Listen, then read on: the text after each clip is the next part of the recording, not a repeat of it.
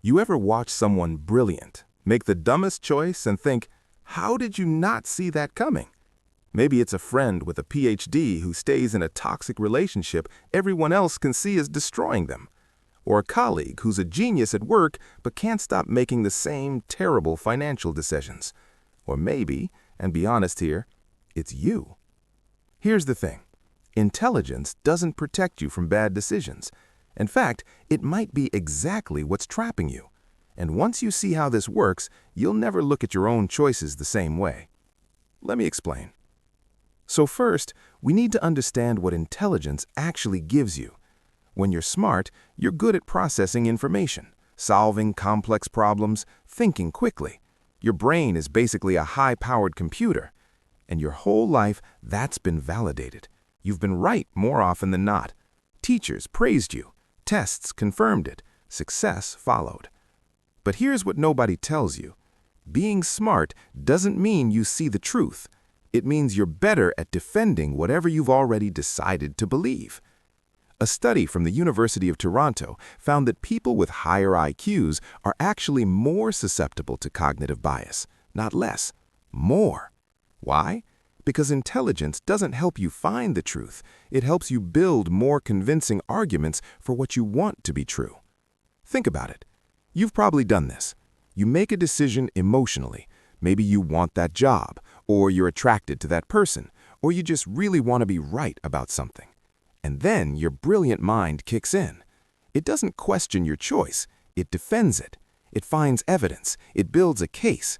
You think you're being rational, but you've already decided. You're just rationalizing. Psychologists have a name for this, motivated reasoning, and smart people are phenomenally good at it. Now here's where it gets dangerous. The smarter you are, the more likely you are to overestimate your understanding of things outside your expertise. You know someone who's brilliant at math but gives terrible relationship advice with total confidence. That's not a coincidence. Studies from Cornell show that experts often perform worse than beginners in unfamiliar areas because beginners know they don't know, so they're careful. Experts assume their intelligence transfers. It doesn't. A Nobel Prize winner in physics thinks they understand economics. A successful CEO thinks they can predict politics. Intelligence in one domain creates dangerous blindness in others. At this point, you might say, but I analyze everything carefully. I look at all the evidence.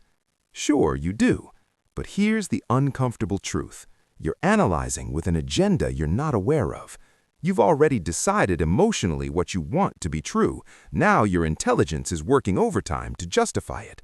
That's not rationality. That's just sophisticated self-deception. And you're really good at it. Let me give you an example. Relationships. How many times have you seen a smart person stay in something that's obviously toxic? Everyone around them sees it, but they can't. Why? Because their intelligence is explaining away every red flag. She only gets angry because she cares. He's just stressed from work. This is normal. Their brain is generating sophisticated explanations for behavior that to everyone else is clearly harmful. Intelligence becomes a prison. It's not helping them see the truth. It's helping them avoid it more elegantly. Or careers. Smart people stay in jobs they hate because they've built elaborate justification systems. I'm making good money. I'm almost at the next level. I've invested too much time to quit now. That last one? Sunk cost fallacy. Smart people know about this intellectually, but when it's their own life, they're completely blind to it. Their intelligence constructs a logical-sounding cage, and they can't see the door. And then there's analysis paralysis. Smart people love information. They want to consider every angle, every variable, every risk. But more information doesn't lead to better decisions.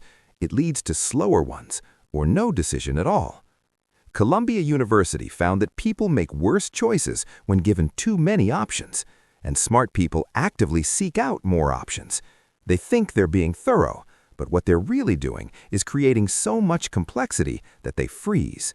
Meanwhile, someone less intelligent but more decisive just acts and often gets better results simply because they moved forward. You've felt this, haven't you? That paralysis, that endless loop of just one more thing to consider. So what do you do about this? First, separate intelligence from wisdom. Intelligence is processing power. Wisdom is knowing what to process. Just because you can analyze something doesn't mean you should. Sometimes the right answer is obvious, and overanalyzing is just fear dressed up as thoroughness. Second, name your emotions. You're not as rational as you think. Before making a decision, ask yourself, what am I afraid of? What do I want to be true? What would hurt my ego? Once you name the emotion, it loses its power to manipulate your logic. Smart people who pretend they're emotionless make the worst decisions. Third, seek out people who disagree with you and actually listen.